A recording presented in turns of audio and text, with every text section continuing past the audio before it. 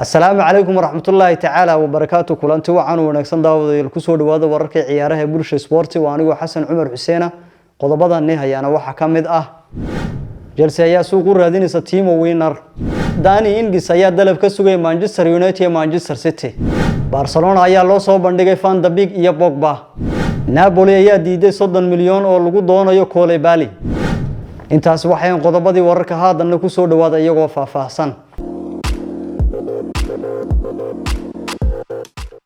Chelsea ayaa suuq u raadinaysa Timo Werner qodobkaas waxa eegaysa Muna Cismaan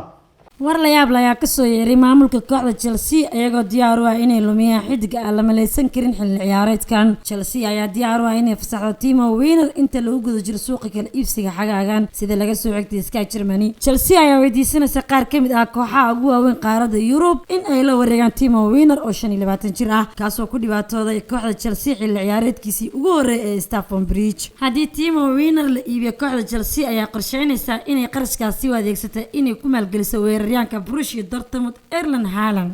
Dani Ings ayaa dalab ka sugay Manchester United iyo Manchester City qodobkaasi waxay noo eegaysaa Qamar Maxamed لاعبka kooxda Southampton ee Dani Ings ayaa rajeynaya dalab kaga yimaada kooxaha Manchester United ama Manchester City midkood Dani Ings ayaa yiri maahi xiddi ka rajo dhigay kubadda cagta wali waxaan ahay laacibka heli kara kooxaha ugu sareeya horyaalka Ingiriiska sida laga soo xigtay Talk Sport si kastaba ha noqotee laacibkan heerka caalami ee dalka England ayaa wali indhaha ku hayo rajooyin uu ka leeyahay Manchester United iyo Manchester City Barcelona ayaa loo soo bandhigay Van de Beek iyo Pogba qodobkaasi waxa ay eegaysaa Muna Cismaan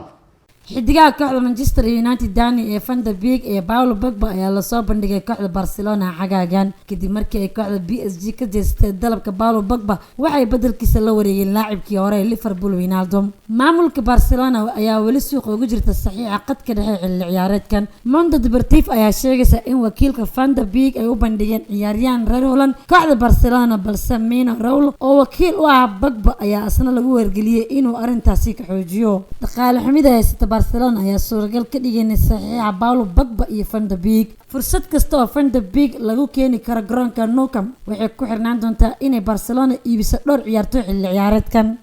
Napoli ayaa diiday 30 milyan oo lagu doonayay Koulibaly qodobkaasi waxay noo eegay Xuseen Cumar kooxda Napoli ayaa diiday dalabka 30 milyan oo ka yimid maamulka Manchester United oo ku aadan Koulibaly Gazzetta dello Sport ayaa sheegaysa in Koulibaly uusan ku faraxsanayn kooxdiisa oo diiday dalabkii dhawaan ka soo gaartay kooxda Manchester United Manchester United ayaa raadinaysa difaaca dhexe oo si aad ah loo qiimeeyo ayaa la doonayaa in uu ka garab ciyaaro Harry Maguire haddii ay suurtagal noqoto qorshahan Arsenal ayaa xiiseynaysa Jack Grealish xilli ciyaareedkan qodobkaasi waxay noo eegaysaa Qamar Maxamed Arsenal ayaa la dhacsan qaab ciyaareedka xiddiga kooxda Aston Villa ee Jack Grealish xagaagan laakiin u dhaqaaqista kooxda Manchester City ayaa meesha kaliya ugu macquulsan inuu tago weeraryahankan ayaa la xiriirinayaa Gunners kadib xilli ciyaareedkii wanaagsanaa uu la qaatay kooxdiisa Aston Villa Manchester City ayaa u muuqata inay tahay kooxda ugu macquulsan sabab la xiriira dhanka dhaqaalaha Fareen ayaa bartilmaameed u ah Manchester United qodobkaasi waxay noo eegay Cabdirasaaq Cabdi agaasimihii hore Real Madrid Giorgio Valdano ayaa si maldahan u sheegay in Rafael Varane ay hubaal tahay inuu ka dhaqaaqo garoonka Santiago Bernabeu Rafael Varane ayaa la filayaa inuu ku biiro kooxda Manchester United xilli ciyaareedkan Valdano ayaa yiri Real Madrid way u dhamaatay waxa ay gacantooda ka bixiyeen tiirarkii kooxda waxayna hore u fasaxeen kabtanka Sergio Ramos maantana waxa ay ololeynayaan inay fasaxaan tiirkii xigay ee Rafael Varane Blancos ayaa laga yaabaa inay lacag kaash ah ku hesho Varane ka hor inta uusan noqonin xidiga xor ah ee sanadka 2022 iyadoo kooxda Manchester United ay u soo bandhigayso xidigani heshiis socon doona ilaa iyo 2026 xidigahani kala ah Sergio Ramos iyo Rafael Varane waxay la mid yihiin sida Giorgio Chiellini iyo Leonardo Bonucci intaas ayaan ku soo gabagabeynay wararkii ciyaaraha Bulsha Sport sidaas iyo nabadgelyo